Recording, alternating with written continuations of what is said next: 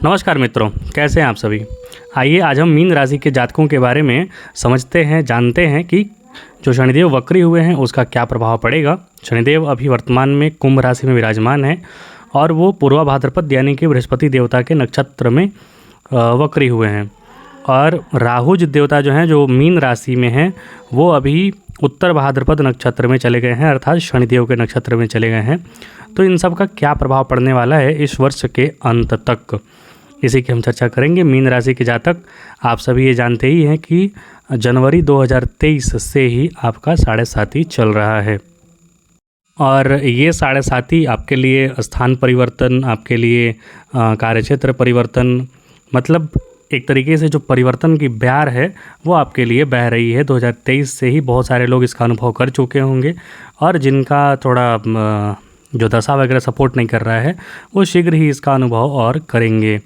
तो थोड़ा कष्टकारक भी है, लेकिन यदि आप कर्तव्यनिष्ठ हैं, परिश्रमी हैं तो ये आपके लिए लाभदायक भी है। तो आइए चर्चा करते हैं हम। मीन राशि के जातक थोड़ा संयम बना के रखने की ज़रूरत है। इस राशि के जातकों की 7.5 आप चल रही जानते हैं। खरीदारी पर खर्च हो सकता है। वाद विवाद से बचने की आवश्यकता है। अब वाद विवाद से बचने की आवश्यकता कैसे है? शनिदेव आपके बैठे हैं 12वें भाव में, मतलब आपका जो 7.5 है वो प्रारंभिक है, तो वहाँ से तीसरी दृष्टि इनकी पड़ रही है दूसरे भाव पर यानी वाणी की भाव पर। तो यहाँ पर वाद विवाद बढ़ने के अवसर बढ़ सकते हैं। वाणी का समुचित प्रयोग, अच्छे से प्रयोग, विनम्रता शालीनता से प्रयोग करना आपको आना चाहिए। इस दौरान थोड़ा आप अपने आप को अधूरा महसूस कर सकते हैं, मतलब थोड़ा कमी खल सकती है आपको कोई भी चीज़ की। हालांकि शत्रुओं से भी आपको परेशान रहने की आवश्यकता पड़ सकती है। तो ज़रूरी है कि आप शत्रु चाहे भीतरी हों चाहे बाहरी हों, आप सतर्क रहिए, क्योंकि 12वें भाव में शनि महाराज बैठे हैं, 6ठे भाव को एक्टिवेट किए हुए हैं, तो वहाँ थोड़ा परेशानी हो सकता है। कार्यस्थल में आप पर दबाव रहेगा, खर्च आपका बढ़ सकता है। हालांकि कुछ सावधानियां यदि आप बरतेंगे तो करियर में सफलता मिल सकता है, क्योंकि वक्री अवस्था में ये आपके 10वें भाव को भी एक्टिवेट कर देंगे। यहाँ पर यदि आप देखेंगे तो राहु आपके लगन में ही विराजमान है और केतु आपके 6ठे भाव में है, माफ़ कीजिए 7वें भाव में है। शनि महाराज आपके 12वें भाव में हैं और बृहस्पति देवता को देखें हम तीसरे भाव में हैं। तो यहाँ पर कमोबेश आपके लिए स्थिति जो है, यदि आप संघर्ष करने की क्षमता रखते हैं तो आपके लिए स्थिति अनुकूल रहेगी।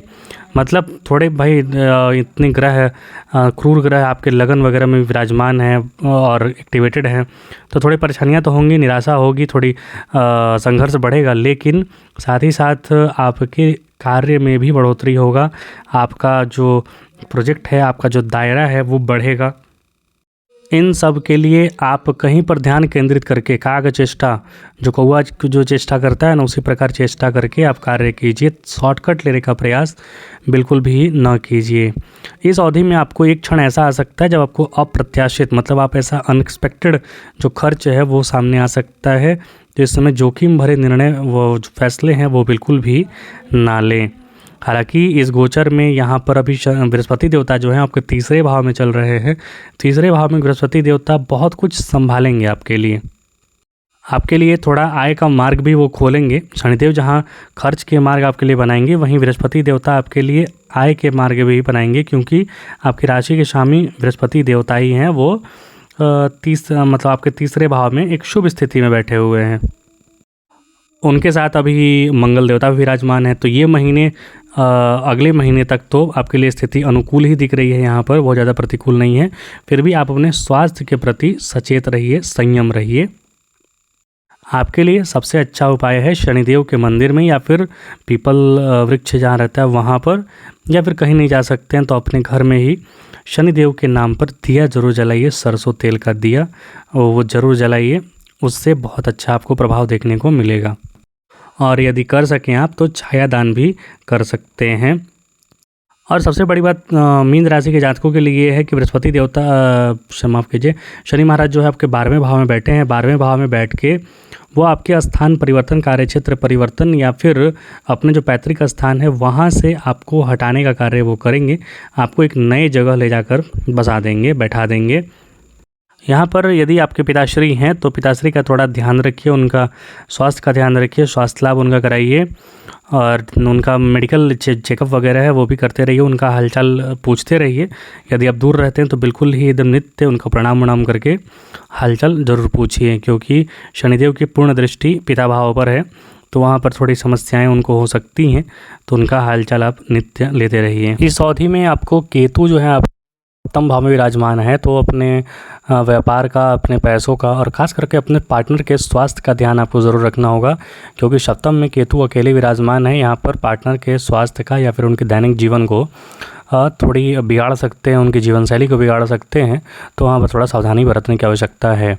आप स्वयं का जो दृष्टिकोण है, स्वयं का जो आपका एक पर्सनालिटी है, उसको डेवलप करने का प्रयास करें, उसको संकुचित ना करें। राहु यहाँ पर आपके लगन में बैठे हुए हैं, आपकी राशि में बैठे हुए हैं, तो आप एक बेहतरीन उपाय ये कीजिए कि नारियल जो है ना, आप 2 नारियल लीजिए और शनिवार को अपने ऊपर से घुमाकर नदी में प्रवाहित कर दीजिए।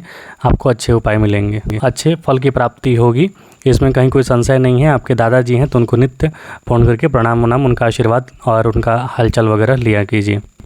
कुल मिलाकर जो मीन राशि है उनके लिए संघर्ष की स्थिति तो बिल्कुल है, क्योंकि 7.5 है, राहु केतु का लगन में एक्सिस है। फिर भी एकदम जो बहुत ज़्यादा परेशानी में आप नहीं बीतेंगे। यहाँ पर थोड़ा आपको जो आपके लगन के स्वामी हैं बृहस्पति देव, वो सहयोग करेंगे। मिलेंगे अगले किसी और वीडियो के साथ। कृपया चैनल को लाइक और सब्सक्राइब जरूर करें। बहुत बहुत धन्यवाद। जय हिंद, जय श्री राम।